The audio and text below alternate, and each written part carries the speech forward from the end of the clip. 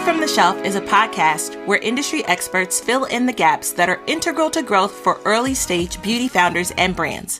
Today's episode includes a conversation with an industry veteran. I'm joined by Sarah Kugelman. Sarah Kugelman is a serial beauty entrepreneur who launched the very first beauty site, gloss.com, in 2000. She also raised $25 million in capital and eventually sold gloss.com to Estee Lauder. She then launched Skin Iceland, a skincare brand for stressed skin, and was able to sell the brand into 25 countries and eventually sold it off to a French company in 2022. Like I said, she's been in the beauty game for a while, so here's a snippet from our conversation. I started the business in San Francisco, so I was in Silicon Valley. And because my business was a tech business, for all intents and purposes, I raised money in Silicon Valley. And I was probably one of the first women to raise money in Silicon Valley. It was all men. But what's very interesting is that she might have been the only VC in Silicon Valley, if not one of the only. But I had a woman as my first investor in Gloss and a woman who was one of my first investors in Skin Iceland. And I don't know if either business would have gotten off the ground if it wasn't for those women who understood my vision and what I was trying to do. And men, because they couldn't really relate to beauty, didn't really get it. I'm really excited for you all to hear some of the wisdom that Sarah has to share today. Let's get into the show. I'd love to just start off by asking you, where do you draw inspiration when you think about creating brands? So you kind of talked about 2 brands that you created and sold off. You're on idea number 3. Would just love to hear how you draw inspiration first.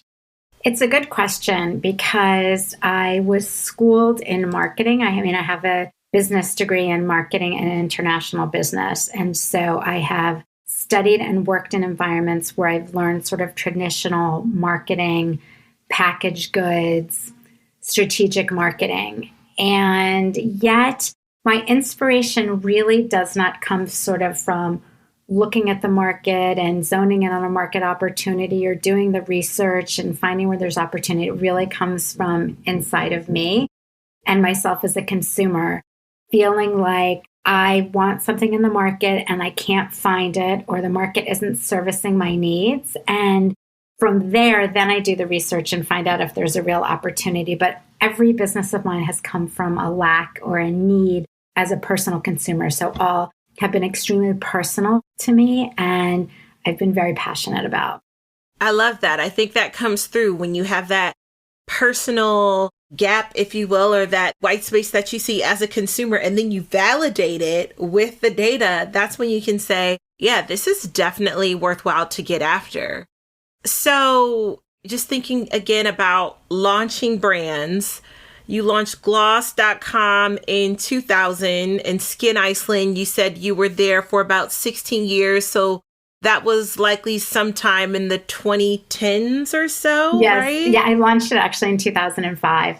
Oh, wow. 2005. Okay. So both in the 2000s. So I would love to just hear from you. What are some of the challenges that founders are facing now that maybe weren't there 15 to 20 years ago? And then would love to also hear, are there challenges that you think are present now that maybe weren't present, in 2005?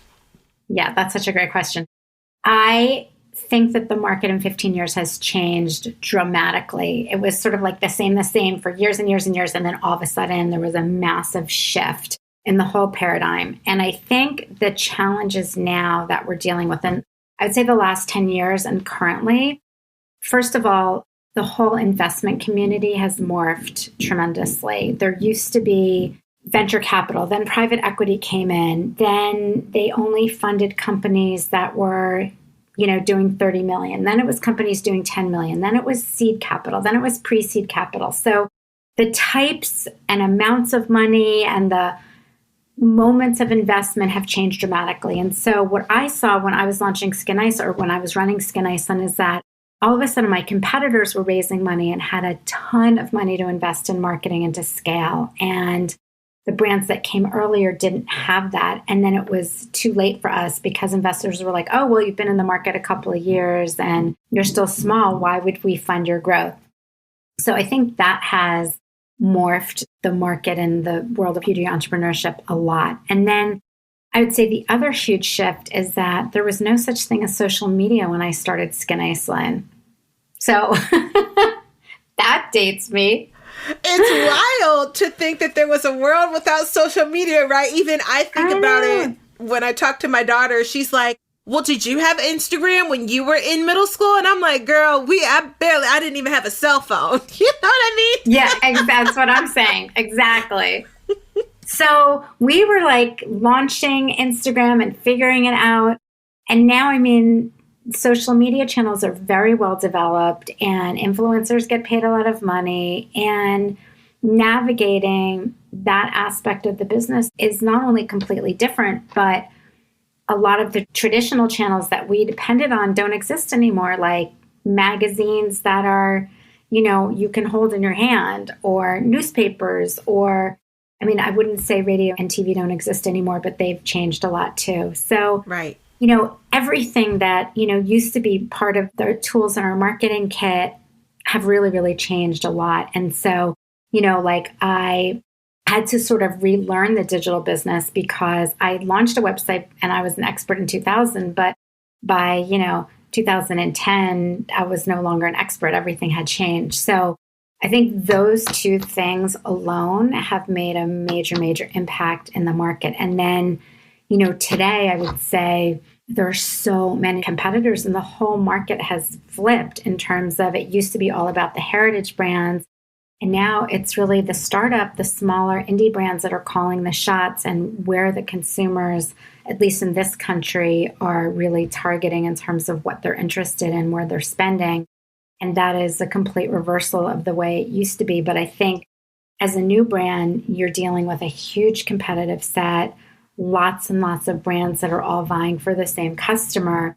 And so I would challenge newcomers to this space, or multiple time comers to the space, to really focus on either customers that are not being serviced or market segments that are not being serviced. That's really good and really interesting just to hear you talk about how things are so different. I can only imagine in 2005, when you were with Skin Iceland being an indie brand then, was there a lot of competition? Were you all kind of like one of a few, whereas now, you hear about new brands launching, I feel like at least weekly for me, literally. It's so true. I mean, there were a few, like I was in the first wave, I feel like. There were a couple of brands called Freeze 24/7, Mally, Borba. There was just a handful of us at the time. And CW, Cosmetic Executive Women, now has an annual Indie Brand of the Year award, and we won it in 2007, but I think it was only the second year they even had the award. Wow. So just to give you a sense of how things have changed, now there's hundreds of indie brands. And, you might think, oh, well, it was easy then because there weren't that many. But honestly, to compete against the heritage brands, nobody wanted to pay attention to the indie brands. Nobody wanted to give us shelf space. Nobody wanted to give us airtime. So it was really hard at that time too, for different reasons. I can see that. So let's continue to talk about growth then, because, clearly you were able to grow both of your brands and get them to a position where you were able to sell them. So would love for you to just talk about growth in and of itself.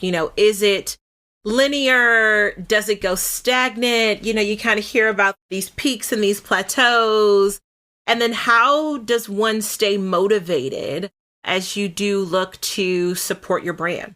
Yeah. I had two very different experiences with my first and my second brand. I raised $25 million in venture capital funding, as I mentioned, with my first brand. And I had an angel investor funding me all the way along with Skin Iceland. So those were very, very different experiences in terms of growth. I mean, I had a lot of money to scale my first brand, and that's what we did. We invested in growth. We were not focused on profitability because that was not what the market was asking for, which was very strange at the time. as a business person, we're like, how does that work? And then, of that course, was the whole the market 2000 crashed. bubble, right? Yeah, exactly.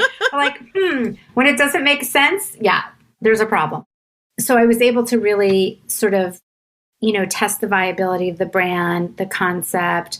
We were able to invest in marketing, major marketing programs very early on to build brand awareness and to help scale the brand. So it happened quickly. And because I started and sold the company within a year, I didn't have a chance to get bored or sort of jaded with what I was doing. But with my second brand, I self-funded it and I raised angel money. So for 16 years, I really just got a little bit of money every single year, which did not enable me to scale the business at the same speed or in the same way. And so I really had to bootstrap and be incredibly resourceful and think out of the box and figure out ways to break through the clutter, which is extremely hard and got harder as the market got more complicated and evolved.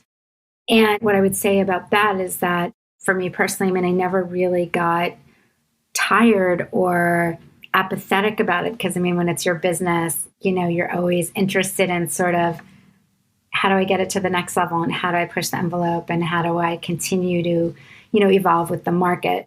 But I would say the challenge was always, without money, how do we do marketing? How do we compete on social media? Everything down to creating assets to spending on paid media. It was really, really challenging. So, I think we did a really, really good job figuring it out. I had just about every A-list celebrity using my product and posting about it on Instagram without paying them. But in order to do that, you really have to be creative. So you talked a little bit about bootstrapping Skin Iceland. And so that you said, contributed to the growth, which was not as accelerated, mainly because we know a lot of that growth is tied to marketing and visibility, you know, whether it's top of the funnel or bottom of the funnel to generate that conversion. Either way, you're paying to play, right? Yeah. So I'd love if you could talk a little bit more about investors or the investment community. I'd love to get an understanding of how you selected your investors or what made you decide to bootstrap Skin Iceland. And then if you did bring folks in, what questions you asked or what things you thought about.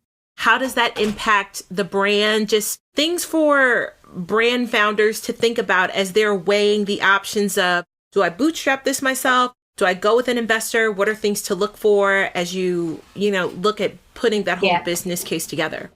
Yeah, I think the philosophy today and what most investors recommend to entrepreneurs is scrape together friends and family and angel funding to get your brand out the door and get some traction so you have proof of concept. And then investors will be waiting on the other side. And so figure out what it's going to take and what is the least amount you can spend to just get your brand launched and have a little bit for marketing on the other side so you can start to scale, prove out the concept, and build your brand awareness a little bit. I would say that with Gloss, I started the business in San Francisco, so I was in Silicon Valley. And because my business was a tech business, for all intents and purposes, I raised money in Silicon Valley. And I was probably one of the first women to raise money in Silicon Valley. It was all men. But what's very interesting is that she might have been the only VC in Silicon Valley, if not one of the only. But I had a woman as my first investor in Gloss and a woman who was one of my first investors in Skin Iceland. And I don't know if either business would have gotten off the ground if it wasn't for those women who understood my vision and what I was trying to do. And men, because they couldn't really relate to beauty, didn't really get it. So I think, that is a very important point, that when you look at investors, you want to see a reflection of who you are in the investment community too, because those are the investors that really are going to feel passionate about and get where you're coming from. So, that is one thing. The second thing is, because my second company, I really did bootstrap, I would like to say I asked a whole bunch of intelligent questions when I brought on my angel investor, but I will be the voice of reality for 1 minute, which is that when you're running a business and you need money, sometimes you just need to take the money. And I had a very clear vision of how I wanted to strategically grow my money. I was going to launch it. I was going to invest and scale for 3 years. I was going to break even, and then I was going to raise money to, do a quick scale. And I followed my plan through year 3. We broke even, and then I went to raise money and the market crashed. I was sitting at the end of 2008, beginning of 2009. And nobody trains you for that. And, you can ask all the questions in the world, but when you're trying to survive, you got to figure out how to survive. And so I took the only money that was available to me, and it was from an investor probably would have not taken money from under normal circumstances because he did not add value. He was money only. And he turned out not to be a great partner, but it was what it was, and I had to survive. Wow. And hearing that, I was going to ask you, what was one of the hardest things that you had to go through? And I wonder if it was that. I mean, you can't prepare or plan for all the things, right? Like you said, that 2008 crash, everyone who was there at that time was very much shocked about how things happen. And hindsight is 2020. But when you were in it, it was just like, whoa, how am I going to do this? So, how do you look back? When you look back on the businesses that you built, do you say, if I could do things differently, I would change this, or, maybe I would select a different partner, or nope, I know that there wasn't anyone else out there at the time and we needed to do that. Like, how do you look back at those different decisions and learn from them and understand what things you might have done differently as a result? Yeah. I used to spend a lot of time thinking about what I could have done differently or done better. And I recently had a conversation with an investor who had some very sage advice for me. And she said, you made the best decision you possibly could under the circumstances at the time.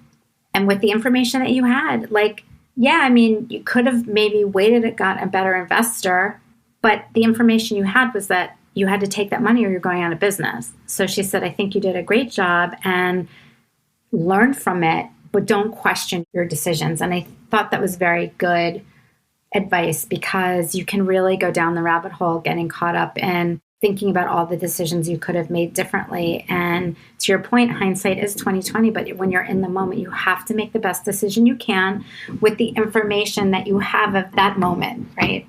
And so, yes, I've made a lot of mistakes and I've learned from them, and I will do things differently in the future because I have the ability to, and I have the bandwidth to do it now. I'm going to be very conscious about how much money I raise and when. I'm surrounding myself with people that I think are really smart, have a great track record, and are good ethical people. And I'm not going to work with or compromise those values.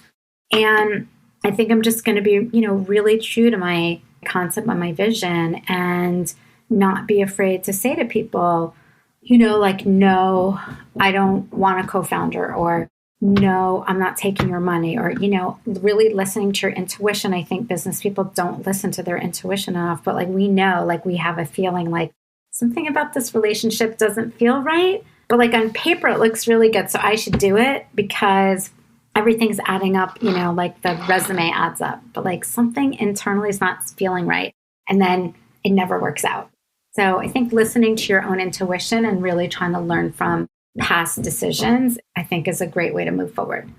That's really great advice. And as you kind of say that and you talk about the different challenges that you've been through, I'm curious, I guess I'll say, knowing what you know now, is there any additional advice that you would give your freshly minted entrepreneurial self? Like, if you could go back and talk to Sarah in 2005 when she was starting Skin Iceland, what would you tell her?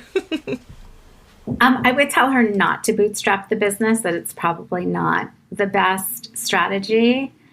But I had raised so much money with my first company, and I had a co-founder and I had a board. I was so scared of repeating mistakes I felt like I made the first time around. I went so far in the other direction. So I think there's a happy medium somewhere in between. But I think it's just too hard in today's market to bootstrap. It just doesn't work. So, and a lot of that is the dynamics of the market, which are really different than they were in 2005. So I would say don't bootstrap, raise money, pay yourself a salary. Don't ever work without paying yourself, ever, because people will not respect your time and the value that you bring to the business. So that's another learning. And I would say don't make decisions out of fear, but make decisions out of want. Wanting to work with somebody, wanting to build a partnership, wanting to grow your business in a certain way at a certain time, but not fear-based decision making. And maybe also I would say step away from the business probably at least once a quarter, do an offsite, get yourself out of the day-to-day. It's really hard to think clearly and sort of have that 1,000 feet up view when you're just in it every day, crisis managing, which every entrepreneur does. So take that time. Like I always say, I do my best thinking in the shower because it's like where no one can talk to me. I have no phone ringing. There's no TV, but like I can really think clearly. So like do your shower thinking every quarter. I love that. I love that. Coin that phrase, shower thinking, and don't let anyone take that. One more thing that I thought about, you were just talking about that advice, which was fantastic advice. I'm curious, now it seems like there's so many businesses that are just scaling very quickly. You talked a little bit about likely not wanting to bootstrap things in this current dynamics just because of how everything is set up. And my guess is that some of that is because you need a lot of funding and marketing to really build the brand and to scale so that you can still stay afloat. But wanted to just kind of get your thoughts on, do you think how brands are launching today is sustainable? Do you think it's kind of here today, gone tomorrow? And is it kind of like that's a bit the cycle of these things? And so that's okay. Yeah. It's not necessarily that different from before. It just feels different, or there's a bigger scale of things that are here today, gone tomorrow. Would just love your general thoughts on that, because I'm always looking at the industry and going, is this how it always was? But it's just like a little bit more like this because it feels like...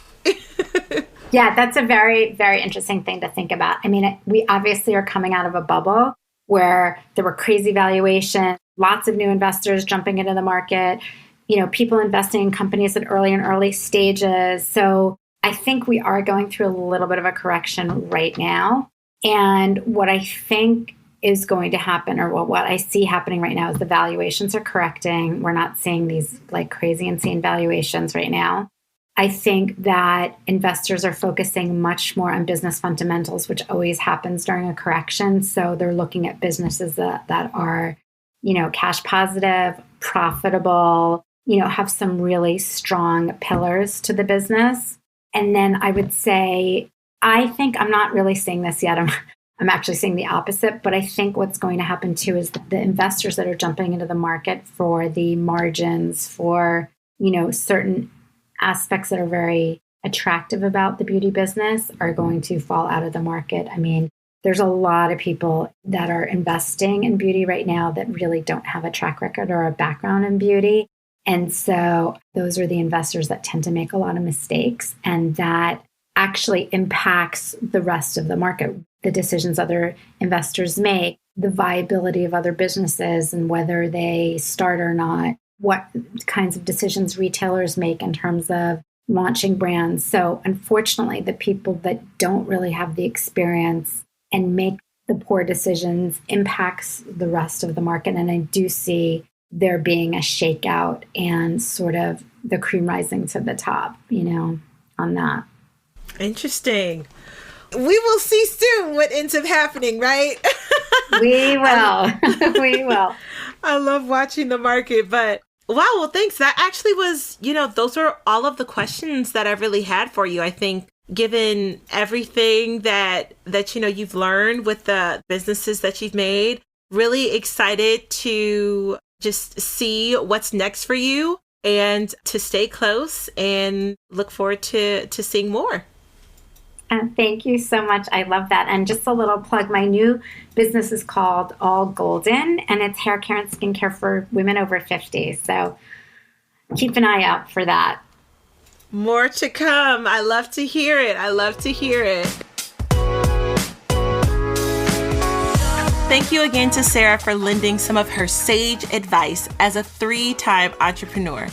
I'm really excited to see what's to come as Sarah continues to bring the next beauty brand to us. Keep a close watch. Thank you for listening. If you found this useful, I encourage you to share it with a friend or colleague, and I'll catch you on the next episode. Bye.